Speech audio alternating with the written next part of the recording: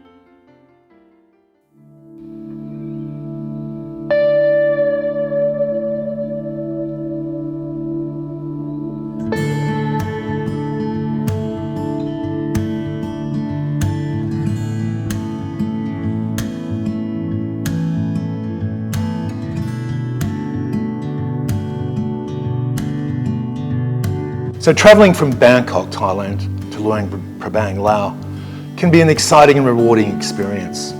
Now I last went to Luang Prabang by plane, but this time I'm going to do it by train.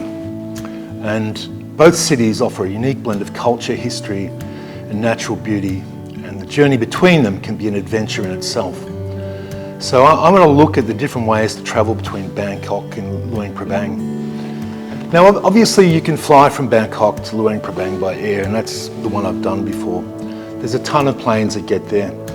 I think when I flew there, it was Lao Air or Laotian Air, which I later found out was the most dangerous airline in the world of that year. They've had more crashes and accidents, so I'm glad I didn't read that before I got on the plane, but I didn't have any problem with the plane. It was obviously an older one. It was a propeller aeroplane. It wasn't a long flight, and we got there without any kind of drama.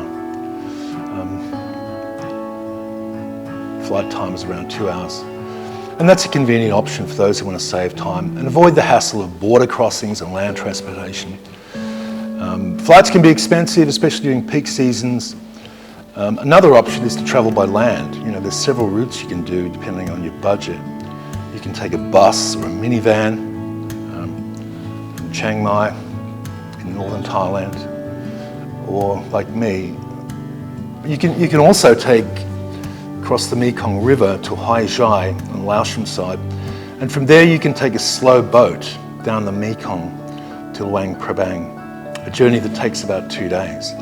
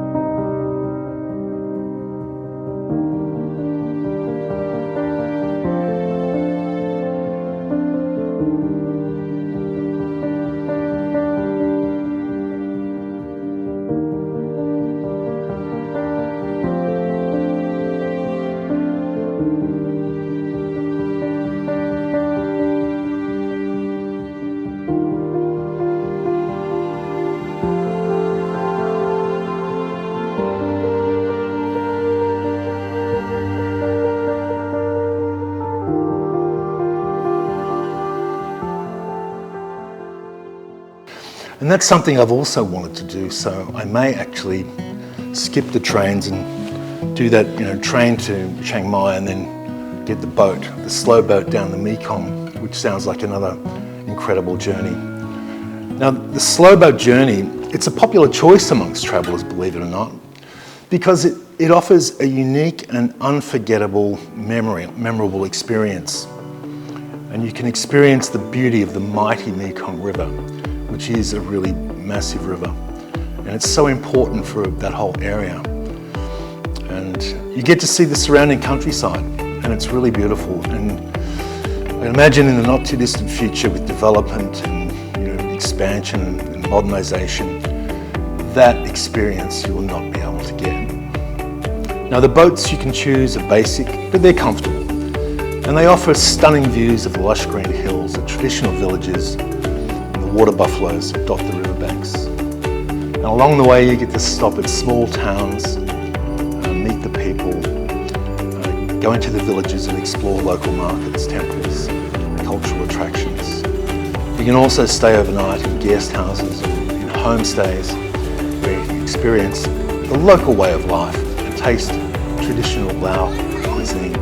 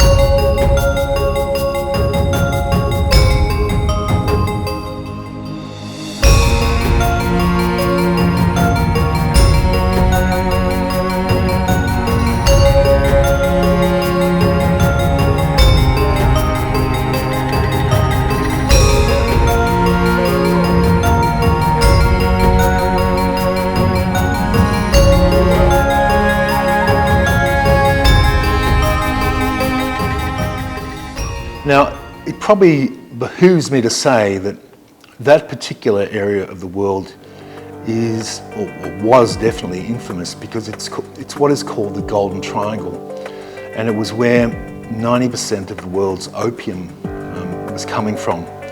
And I'm sure there's still a big industry tucked away in there, in the mountains and in the villages, which is very hard to penetrate or even probably spot from the air. Everyone seems unbothered by the incident. Allegedly, the war on drugs and gunfights is at its peak on Thailand's northern border with Myanmar. So this day will be marked as one little win for the law and a loss for the warlords, drug barons and their partners in politics, who will soon forget it because they earn around $90 billion or 82 billion euros a year from the Southeast Asian drug trade. The man's vehicle contained as many as 400,000 tiny yaba pills. Holy shit, that's a lot of drugs. Army, police, and being guarded very seriously. We're looking at $26 million worth of ketamine and yaba right here. Meth is fundamentally a lot easier to produce than heroin. You can take small chemical precursors produced in China, they can cross over the border without detection, and then a few small laboratories can create enormous quantities of drugs that would bring you greater amount of profit than you would if you had thousands of acres of poppy fields. เป็นวิดีโอเกี่ยวกับการผลิตยาบ้าซึ่งเป็นการผลิตของชนกลุ่มน้อยครับชนกลุ่มน้อยกลุ่มหนึ่งที่อยู่ในประเทศพม่าตั้งโรงงานอยู่ที่หนึ่งอยู่บนเขาและตัวนี้ที่ว่าถ่ายมาได้ก็คือเพื่อนเข้าไปคุกคีอยู่ในกลุ่มนี้ตัวนี้วันละ 400,000 กว่าเม็ดเพราะเป็นเครื่องรุ่นใหม่ก็วันหนึ่งก็ประมาณ 400,000 Once you get to Luang Prabang, you will find yourself in this remarkable world. And even though it's been modernized, it's still a visible and rich slice of a bygone era. And when I'm talking about a bygone era, which was the French Indochina, when the French occupied that area and built their houses and shuttered plantation homes and things.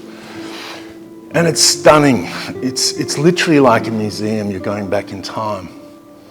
It's a charming, laid-back city that's steeped in history and culture.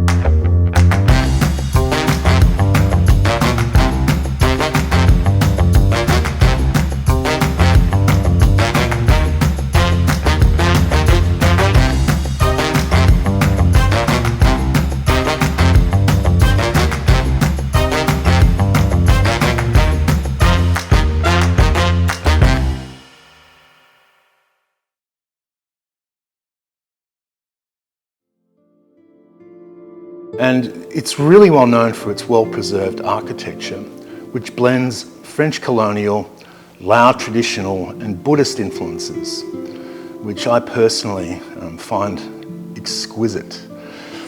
And some of the must-see attractions in Luang Prabang include the Royal Palace Museum, the Wat Zheng Thong Temple, the Quang Si waterfalls, and the night market, where you can shop for handicrafts, textiles and souvenirs, or have a really great meal where everything is, like each separate dish I remember was like less than $1. It was crazy. And they're all cooking outside on hot coals and everything.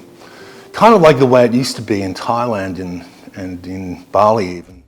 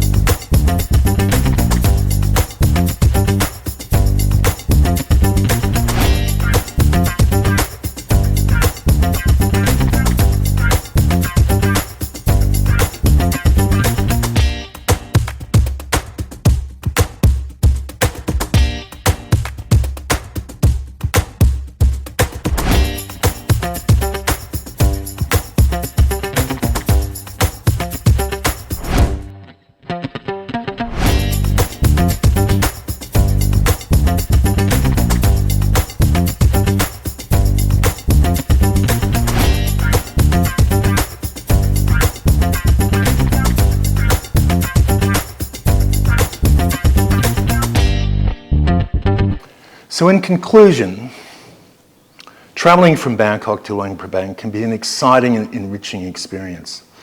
Whether you choose to fly or do it overland like I'm going to, or even coast down the mighty Mekong on a river cruiser, or walk, who knows, if you're crazy. It's a land, it's an amazing area, the Golden Triangle up in the mountains. It's somewhat like the south of Thailand. And Laos itself, even though it was bombed by millions of tons of bombs during the Vietnam War, and the people suffered incredible atrocities and hardships. I was 8 years old. I just went to the rice field, and then I just digging for bamboo shoots, and then hit with the UXO and then export it. จากกลับเมืองหันแล้วก็ย่านจะไปขุดส่วนสุดดินนะก็เลยก็ไปดึกลิ้น3 คนไปตาย1อย่างช้อง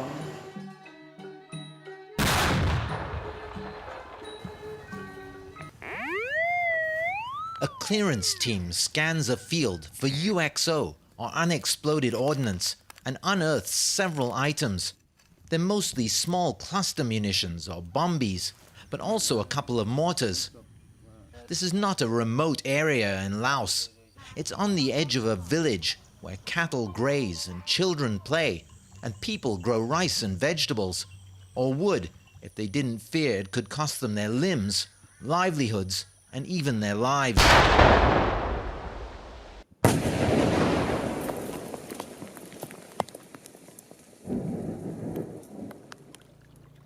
For the pupils of Vang Con Village School, the day begins in the playground with a wash in a crater made by an American bomb during the Vietnam War.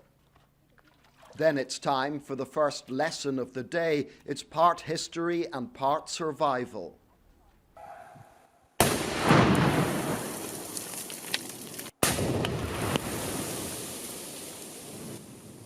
The children looked on from a safe distance. This was the practical part of today's lesson.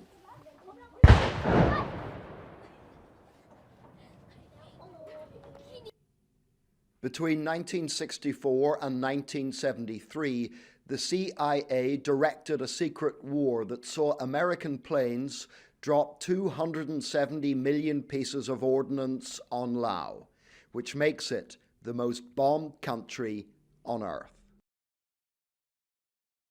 They're an incredibly charming and welcoming people, and I think the overwhelming sense that I got being there was one of optimism that the future is going to be bright for them. So if you can, experience that part of Laos, Luang Prabang, and the diversity of the Mekong River region, and with some planning and preparation, you can make the journey as smooth and enjoyable as possible, and I guarantee you will create memories that will last you a lifetime. Yeah, that's the end.